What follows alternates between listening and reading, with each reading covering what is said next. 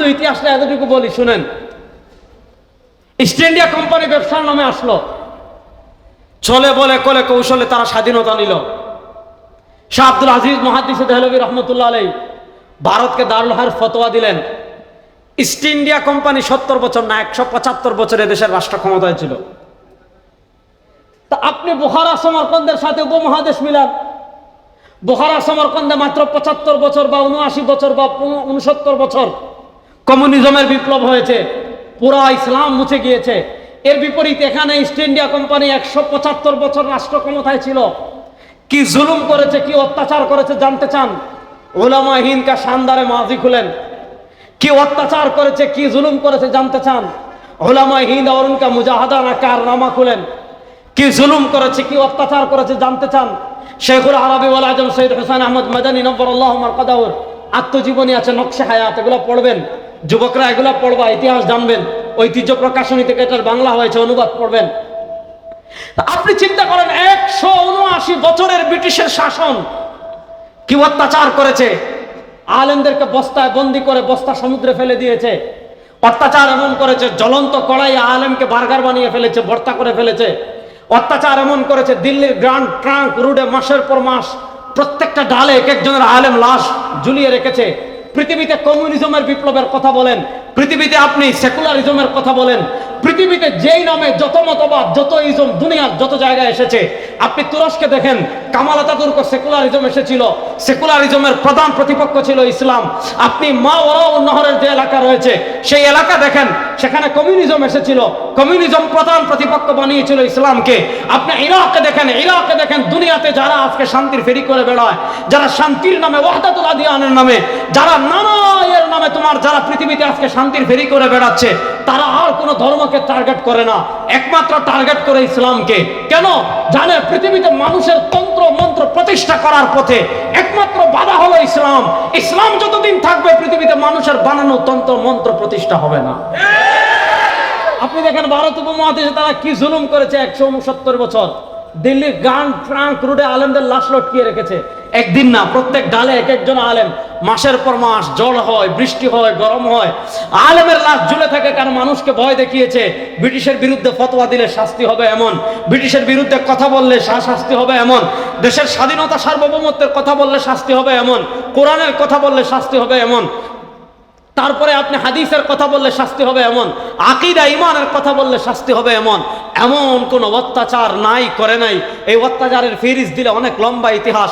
প্রশ্ন হলো, ব্রিটিশরা, ইস্ট ইন্ডিয়া কোম্পানি এত জুলুম করলো, এত অত্যাচার করলো, উপমহাদেশ থেকে ইসলামকে বিদায় করতে পেরেছে? মাশাআল্লাহ।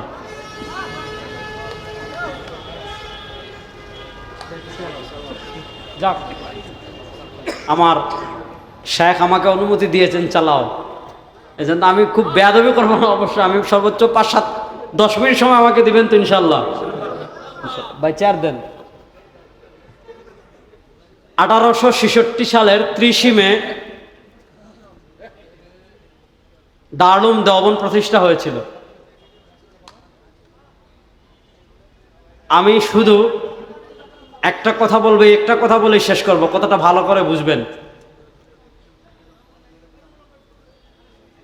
ইলমের পরিভাষায় একটা পরিভাষা আছে, মাওয়ারাউন নাহর। পৃথিবীতে ইলমের মার্কাজ যে এলাকা, এই এলাকা হলো বুখারা সমরকন্দ, যেখানে ইমাম বুখারী রাহমাতুল্লাহ আলাইহি নবী করিম সাল্লাল্লাহু আলাইহি ওয়াসাল্লামের চাচাতো ভাই হযরত আব্দুল্লাহ ইবনে আব্বাসকে আমরা চিনি। হযরত আব্দুল্লাহ ইবনে আব্বাস রাদিয়াল্লাহু তাআলার ছোট আরেকজন ভাই আছেন কুসাম ইবনে আব্বাস, কাফ সিন মিম। ইমাম যাহাবী তার তরজমা লিখেছেন সিয়ার আলামিন নুবালায়। ইমামদের ভিতর ইমাম আবুল্লাহ সমরকন্দি রাহিমাহুল্লাহ, ইমাম দারিমি রাহিমাহুল্লাহ, ইমাম আহলে সুন্নাহ ওয়াল জামাআহ, ইমামুল হুদা ইমাম আবু মনসুর মাতুরিদি রাহিমাহুল্লাহ, সাহিবুল হিদায়া ইমাম বুরহানুদ্দিন মারগিনানি রাহিমাহুল্লাহ, আরো অসংখ্য অগণিত ইমাম যে ভূমিতে ঘুমিয়ে আছেন। যে দেশ কিছুদিন আগে আমি গিয়েছিলাম, একটা কারগুজারি বলে আমি শেষ করব। আপনি যদি এখন বুখারা সমরকন্দে যান, যে মাটিতে ইমাম বুখারী ঘুমিয়ে আছেন, আপনি অবাক হয়ে যাবেন যেই ভূমিটা মাম্বাউল ইলম, ইলমের ঝর্ণা, ওই ভূমিতে রাশিয়ানদের আগ্রাসন, কমিউনিজম বিপ্লব হয়েছে ৭৯ বছর বা ৬৯ বছর। এই ৬৯ বছরের বিপ্লবের কারণে আপনি পুরো বুখারা, পুরো সমরকন্দ, পুরো তিরমিজ, যে তিরমিজি ইমাম তিরমিজি, যে বুখারা ইমাম বুখারি, যে সমরকন্দে ইমাম নিশাপুরি, ইমাম বাহাউদ্দিন নকশবন্দি আল বুখারি, আপনি ৬৯ বছরের মাত্র কমিউনিজম বিপ্লব, আপনি ওখানে এখন গেলে ইসলাম পাবেন না। দুনিয়ার সব কিছু পাবেন, ইসলাম পাবেন না। আপনি পুরো 3টা সিটি আমি ঘুরলাম, বুখারা, সমরকন্দ, তাশকন্দ, যেটার আগের নাম ছিল শাস, উসুলুস শাসি। এই উসুলুস শাসির লেখক যে ভূমিতে আছেন, তিরমিজ, ইমাম তিরমিজি রাহিমাহুল্লাহ শহর, আপনি পুরা শহর ঘুরলে একজন হিজাব পরিহিত মহিলা পাবেন না। তা আপনি দেখেন, একটা জিনিস চিন্তা করেন, রাশিয়ান বিপ্লব হয়েছে ৬৯ বছর। ৬৯ বছরের রাশিয়ান বিপ্লবের পর ১৯৯১ সালে উজবেকিস্তান স্বাধীন হয়েছে, বুখারা সমরকন্দ স্বাধীন হয়ে গিয়েছে।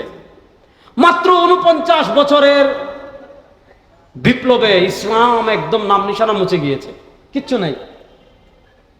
আপনি অবাক হয়ে যাবেন, ইমাম বুখারী রহমতুল্লাহ মাজারের পাশে বেপরদার নারীরা হাঁটতেছে।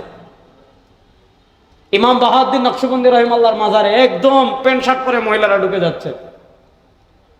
এর বিপরীত আপনি আরেকটা জিনিস চিন্তা করেন, আপনাকে শুধু চিত্রকল্পটা আপনার বিবেকে আমি আঘাত করছি। ইস্ট ইন্ডিয়া কোম্পানি ১৬০০ খ্রিস্টাব্দে আমাদের উপমহাদেশে এসেছিল ব্যবসার নামে। পর্তুগিজ যে সমুদ্র পথিক ছিলেন, ভাস্কো দা গামা নাবিক ছিলেন, তিনি পর্তুগাল থেকে সমুদ্র পথে সফর করে ভারত উপমহাদেশে এসেছিলেন ব্যবসার নামে।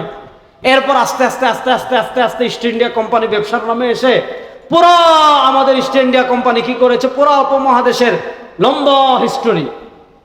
আজকে আমরা ইতিহাসগুলো পড়ি না, আর পড়লেও ওরিয়েন্টালিস্টদের লেখা পড়ি, ইংরেজদের লেখা পড়ি, যারা ইতিহাস বিকৃত করেছে। পৃথিবীতে 3টা শাস্ত্র এমন আছে যে শাস্ত্রগুলো বিকৃত করা হয়, তার ভিতর একটা হলো তারিখ, ইতিহাস। ইতিহাস আপনি চোখ বুঝে নিতে পারবেন না। ইতিহাস আপনি, আরে ব্রিটিশের ইতিহাস বাদ দেন, ইসলামী ইতিহাস আপনি যদি আল বেদায়া ওয়ান নিহায়া পড়তে চান, আপনি যদি তারিখুল ইসলাম, ওয়াফায়াতুল মাশাহির ওয়াল আলাম যাহাবির পড়তে চান, আপনি যদি ইবনুল আসিরের তারিখ পড়তে চান, আপনি যদি ইমাম ইবনে জরির তাবরীর তারিখ ইবনে জরির তাবরী পড়তে চান, তারিখে দিমাশক পড়তে চান, তো ইসলামের ইতিহাস পড়ারও একটা মৌলিক মূলনীতি আছে। সে টপিকে আমি যাব না। ইমাম তাজউদ্দিন সুবকি রাহিমাহুল্লাহ একটা কিতাব লিখেছেন, কায়দাতুন ফিল মুআররিখিন, যেটা শেখ আব্দুল ফাত্তাহ আবু গুদ্দা রাহিমাহুল্লাহ তাহকিক তাআলিক করে ৪ রাসাইল আলাদা করে ছাপিয়েছেন। সে আলোচনায় আমি যাচ্ছি না। আপনারা মূলত আমার কথা শোনার জন্য বসেন নাই, আমিও মূলত আসছি যে যাই বয়ান করার সুযোগ পেলে পাবো, নাইলে কুয়াকাটা হুজুরের বয়ান অনেকদিন ধরে শুনি না, বয়ান শুনে আসবো। তো আমি আসছি আজকে এখানে বয়ান করার জন্য না বয়ান শোনার জন্য, মূল কথাটা বলে দিলাম।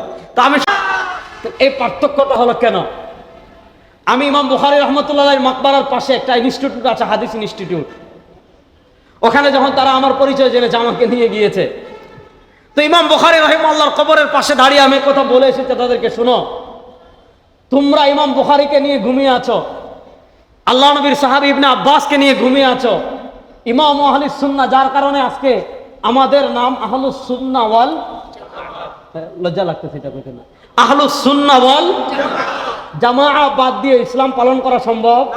এই জামাত মানে জামাতে ইসলাম না, এই জামাত মানে হেফাজতে ইসলাম না, এই জামাত মানে জামাতে সাহাবা। বলেন এই জামাত মানে কি? জামাতে। তো আহলুস সুন্নাহ ওয়াল জামাতের ইমাম হলেন, যেমন আমাদের ফিকহের ক্ষেত্রে মাযহাব 4টা, হানাফি, মালিকি, হাম্বলি, শাফি।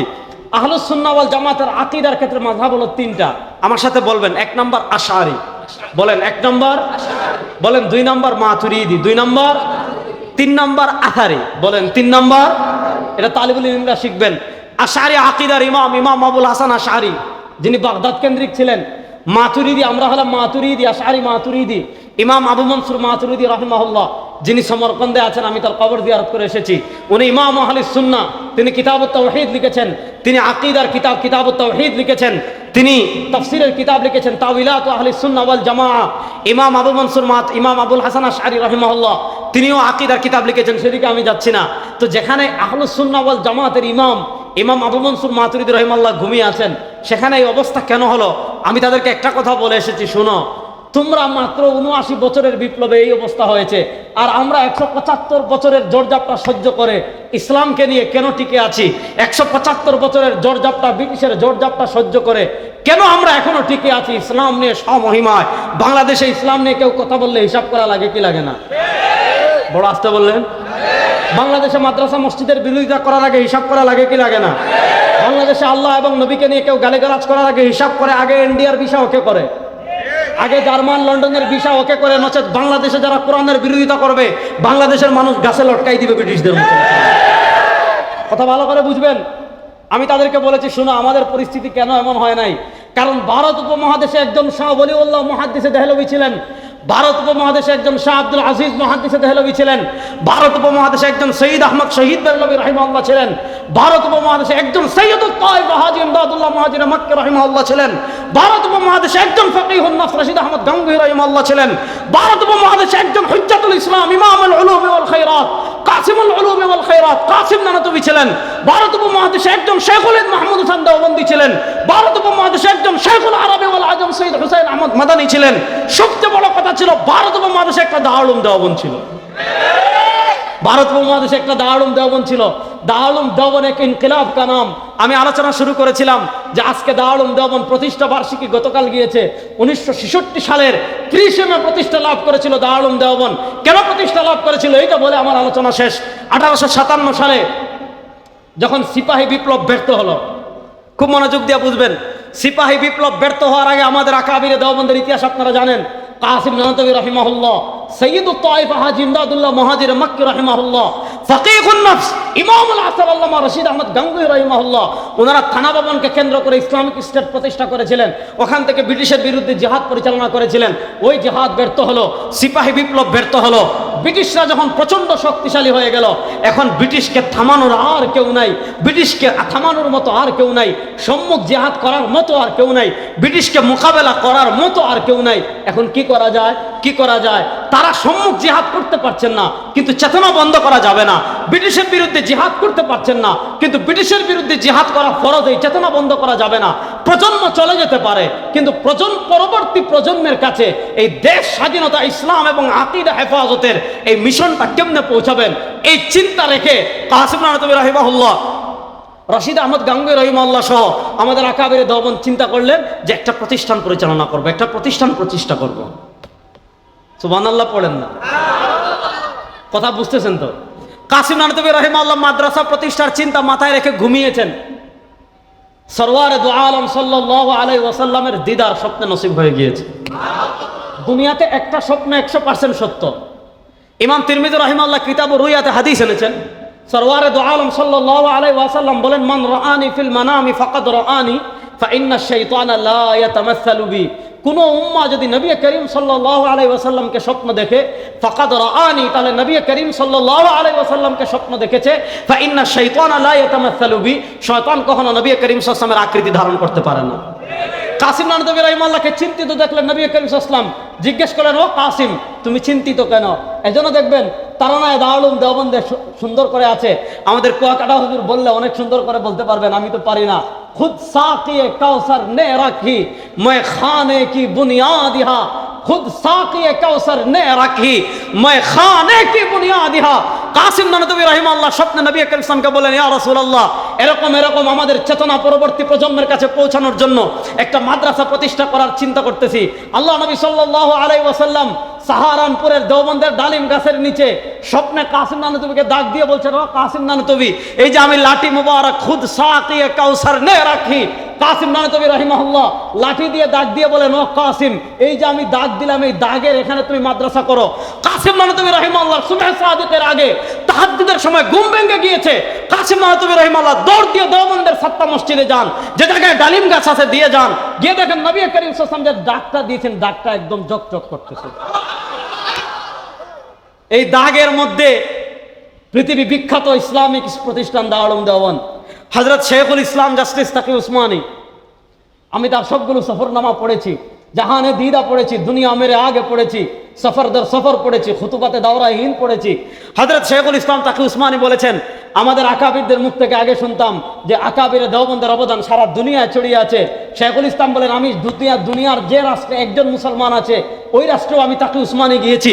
তাকে উসমানি বলেন দুনিয়ার যত জায়গায় বলেন, আফ্রিকায় বলেন, আমেরিকায় বলেন, লন্ডন বলেন, ইংল্যান্ড বলেন, আরবে বলেন, আজমে বলেন, শেখুল আরবি ওয়াল আজম শেখুল ইসলাম হুসাইন আহমদ মাদানী রাহিমাহুল্লাহ বলেছেন, দুনিয়ার একদম যে জায়গায় সূর্য ওঠে ওই জায়গায় আমি গিয়েছি। একদম উগান্ডা, আফ্রিকার যে রাষ্ট্রে কেউ যায় না ওখানে গিয়েছি। শেখুল ইসলাম তাকে উসমানি বলেন, যেখানে আমি গিয়ে দেখেছি দিনের মেহনত, সাচ্চা খাঁটি মেহনত কেউ করতেছে, তাকে উসমানি বলেন আমি তাহকিক করে দেখি সে কোনো না কোনোভাবে দেওবন্দের সাথে জড়িত, কোনো না কোনোভাবে। সেই দারুল দেওবন্দ শুরু হয়েছে এক উস্তাদ এক ছাত্র। কাসিম নানতবী রাহিমাহুল্লাহ স্বপ্ন দেখেছেন নবী করিম সাল্লাল্লাহু আলাইহি ওয়াসাল্লাম এই জায়গাটা এখনো আছে ওখানে। কাসিম নানতবী রাহিমাহুল্লাহ স্বপ্নে যে জায়গা দেখেছেন ওই জায়গার ভিতর মাত্র এক উস্তাদ মোল্লা মাহমুদ, এক ছাত্র মাহমুদ হাসান, এই দুই মাহমুদ দিয়ে দারুল দেওবন্দের পথ চলা শুরু হয়েছিল। আজকে 1866 সালে যে প্রতিষ্ঠান, আজকে আমরা 2024 সালে এসে সারা দুনিয়ায়, আপনি আফ্রিকায় যান দারুল হাদিস পর্যন্ত মাদ্রাসা আছে, নিউ ইয়র্কে যান দাওরা হাদিস পর্যন্ত মাদ্রাসা আছে, লন্ডনে যান দাওরা হাদিস পর্যন্ত মাদ্রাসা আছে। আকাবিরে দেওবন্দ দেখেন, আমি পর্যালোচনায় যাব না, সময় কম। আমাদের সম্মানিত মেহমান যার বয়ান শোনার জন্য সারা বাংলাদেশের তাওহীদি জনতা অপেক্ষা করে, আল্লাহ আমাদের শায়েখকে সুস্থতার সাথে দীর্ঘ নেক হায়াত দান করুন, আল্লাহ কর্মমুখর দীর্ঘ নেক হায়াত দান করুন। অবশ্য উনি আমাকে এতটা আদর করেন, স্নেহ করেন, এখন তো আপনারা আমাকে চিনেন যে রেজাউল করিম আবরার নানা কারণে চিনে ফেলছেন। যখন আমাকে কেউ চিনত না, তখন থেকে তিনি আমাকে আদর করেন, স্নেহ করেন, মাশওয়ারা করেন, ভালোবাসেন। যখন আমাদের দেশে তো সাধারণত আমাদের বাঙালি মানুষের স্বভাব হলো বড় হলে ছোটদেরকে পাত্তা দেয় না মানুষ। যখন আমাকে কেউ চিনে না 2016-17 সালের দিকে, তখন তিনি আমাকে ডাকতেন, বিভিন্ন মাসালা নিয়ে মুজাকারা করতাম, বলতেন এইভাবে করো, এইভাবে করো, এইভাবে করো, এইভাবে করো। তো আমাকে যে কয়েকজন মানুষ টেনে, আমি তো আসলে ওয়াজের মানুষ না, যে কয়েকজন মানুষ টেনে আমাকে ওয়াজে নিয়ে আসছেন, বক্তা বানাই দিয়েছেন, তার ভিতর অন্যতম হলেন মৌলানা হাফিজুর রহমান সিদ্দিকী কুয়াকাটা। তো আমি আসলে ওনার সামনে বেয়াদবি আর করবো না, শুধু এতটুকু বলি, দারুল দেওবন্দ আপনাদেরকে এমন একটা জিনিস দিয়েছে, আপনি আজকে বলতে পারেন যে এরে আর কুয়াকাটা হুজুরা কি করে, খালি ওয়াজ করে আর মাদ্রাসা করে। উনারা জাতির জন্য শুনেন মিয়া, পাইফলামের কথা বলার সুযোগ পান না। এই যে আপনার মাথায় টুপি, এই যে আপনার মুখে দাড়ি, এই যে আপনি কোরআন পড়েন, এই যে আপনি হাদিস পড়েন, ব্রিটিশের বিরুদ্ধে জিহাদ করে কারা তোমার কাছে কোরআন পৌঁছিয়েছে? ব্রিটিশের বিরুদ্ধে জিহাদ করে কারা তোমার কাছে দিন পৌঁছিয়েছে? ব্রিটিশের সাথে জিহাদ করে কারা তোমার কাছে ইসলাম পৌঁছাইছে? আরে শোনো, ব্রিটিশের বিরুদ্ধে জিহাদ করেছেন আমাদের বাবারা, আমাদের দাদারা, ইসলামকে হেফাজত করেছেন আমাদের বাবারা, দাদারা। আর কিছু পারেন আর না পারেন, অন্তত ইসলামটাকে আপনাকে দিয়েছেন। আপনার দেশ স্পেন কেন হয় নাই? আপনার দেশ বুখারা সমরকন্দ কেন হয় নাই? আপনার দেশ তুরস্ক কেন হয় নাই? কারণ এই উপমহাদেশে একটা দারুল দেওবন্দ ছিল। এই দারুল দেওবন্দের অধীনে সারা দুনিয়াতে অসংখ্য গণিত মাদ্রাসা হয়েছে, আমাদের দেশেও অসংখ্য গণিত মাদ্রাসা হয়েছে। এজন্য দুনিয়ার যত বাতিল ফিরকা আছে, দুনিয়ার যত আদিয়ানে বাতিলা আছে, দুনিয়ার যত কুফফার, ইরতিদাদ, তাগুত শক্তি আছে, তারা সবচেয়ে বেশি টার্গেট করে কবি মাদ্রাসাকে শিকড় বিচ্ছিন্ন করা। কারণ বাংলাদেশে যদি কবি মাদ্রাসা না থাকে, কাজী ইব্রাহিম সাহেব উনি একটা সুন্দর কথা বলেছে, জেল থেকে বের হয়, যে বাংলাদেশে যদি কবি মাদ্রাসা না থাকে 20 বছর পরে আপনি বাংলাদেশে আর ইসলাম খুঁজে পাবেন না। সুতরাং এ সকল মাদ্রাসা থাকুক, এটা আমরা চাই কি চাই না? কারা কারা চাই? সুতরাং এ সকল মাদ্রাসার পাশে থাকবো তো ইনশাআল্লাহ। আর শেষ কথা, আপনাদের বাচ্চাদেরকে আমার মতো আলিম বানান, এটা আমি বলি না। হাফিজুর রহমান সিদ্দিকী সাহেবের মতো খতিবুল উম্মাহ বানান, এটাও আমি চাই না, আমি বলি না। আপনি যদি চান আপনার ছেলেকে ইঞ্জিনিয়ার বানাবেন, এটা আমি চাই, দরকার। আমাদের ছেলেরা, হামাসের মুজাহিদরা যেভাবে অস্ত্র বানায়, আমাদের ছেলেরা ওইভাবে অস্ত্র বানানো শেখা দরকার। কারণ সামনে ইহুদিদের সাথে আমাদের খেলা হবে ইনশাআল্লাহ। যুবকরা প্রস্তুত আছে না? নাই?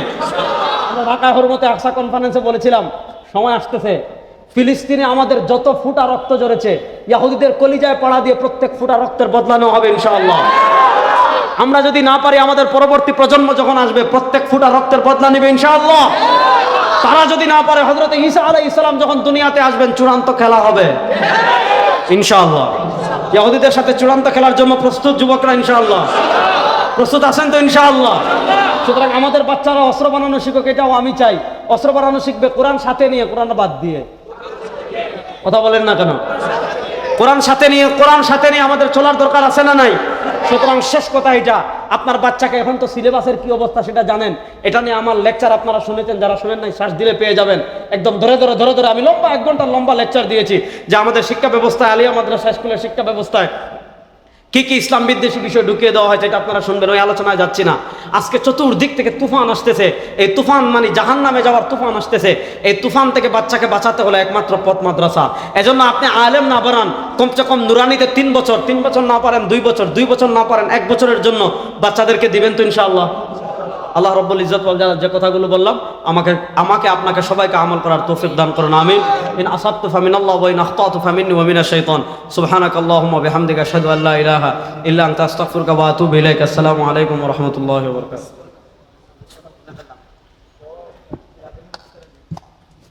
আলহামদুলিল্লাহ, সবাই বলেন আলহামদুলিল্লাহ।